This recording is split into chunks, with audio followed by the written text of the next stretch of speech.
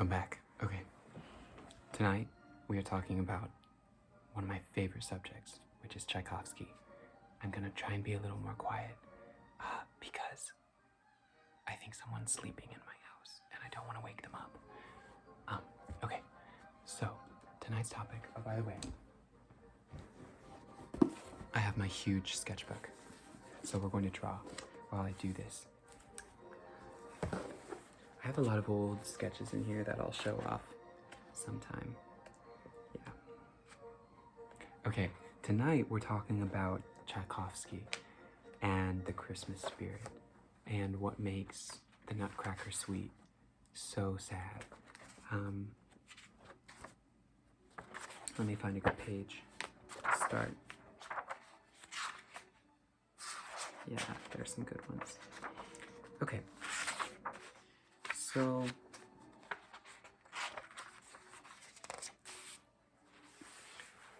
I'm also in a different location. I'm on my sofa, and you can see a couple of my paintings behind me. They're all heads, you know, and just kind of a little eerie, but I love them that way. I love during the night, kind of when I have poorer vision, looking at them and seeing how realistic they look, you know, and they're oddly comforting in that way. So, Tchaikovsky. I think I was maybe 13 or 14 when I first seriously listened to Tchaikovsky and fell in love with his compositions, and none more than the Nutcracker Suite. And I'm actually going to see the Nutcracker for the first time ever this year, and it has me in such a state of excitement because I've never seen the ballet, and I just can't wait. I can't wait. And so, wow, I forgot how big these pages were. Look how big they are. I mean, like, gosh, how am I gonna fill this up? So, I recently learned, you know, that the Nutcracker has a deep, long history surrounding it. Kind of a sad one. You know, I've read most of Tchaikovsky's letters to his brother and his sisters. And, you know, of course he led a troubled life. There's some speculation on how his life ended, you know, and really some sad sort of mystery surrounding that. But when he was composing the Nutcracker, it was an imperial sort of, what's the word? Not contract.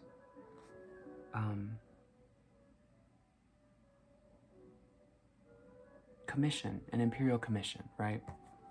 My brain has left me. It was an imperial commission by Russia, I believe, right? And he was, that year, I forget which year he composed it, but that year he was supposed to be touring in actually the United States, right? So he was going to go around and share his compositions. He had already by that time written both Sleeping Beauty and what was his other one? Romeo and Juliet? I think it was Romeo and Juliet and Sleeping Beauty, right? Which became incredibly famous ballets, right?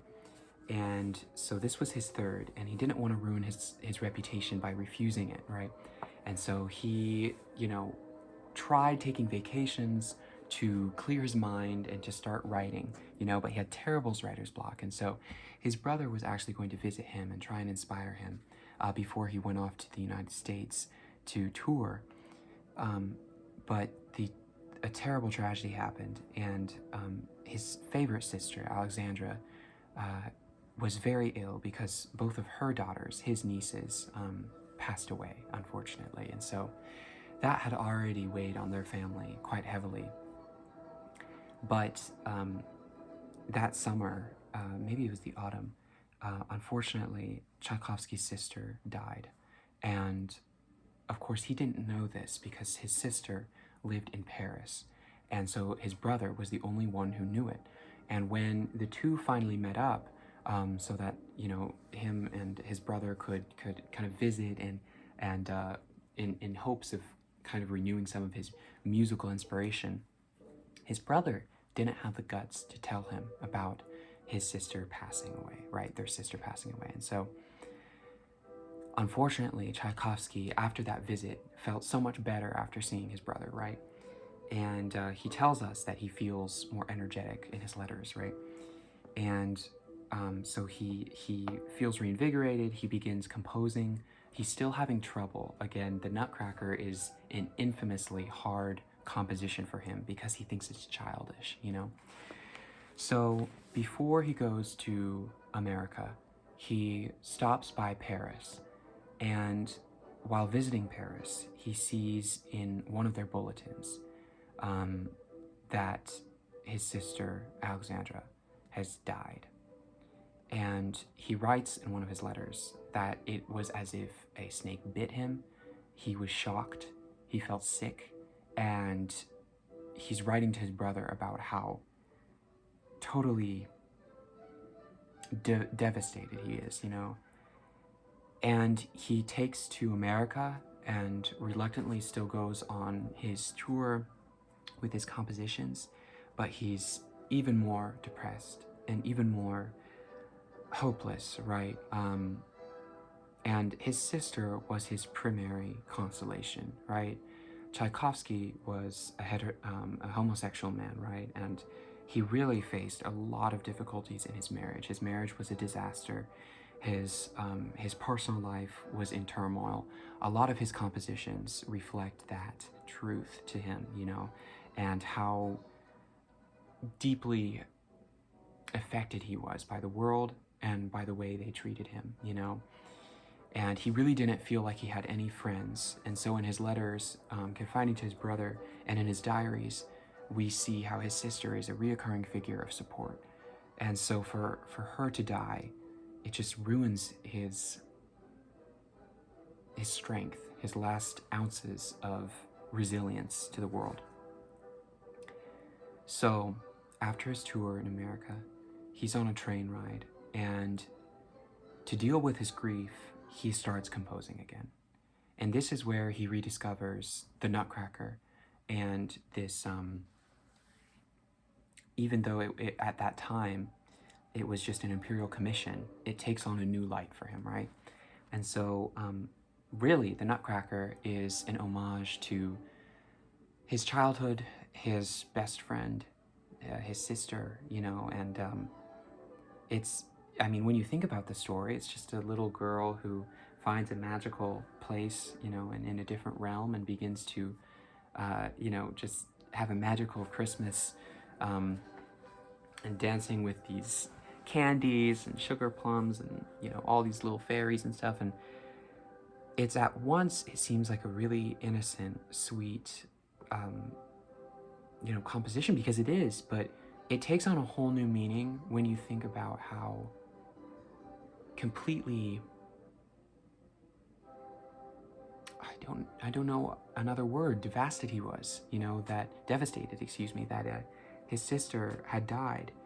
And it's just, it made me really emotional, you know, just thinking about, even though it's such a happy sort of collection of pieces and so simple, those melodies are just, you can hear the heartache behind them, you know?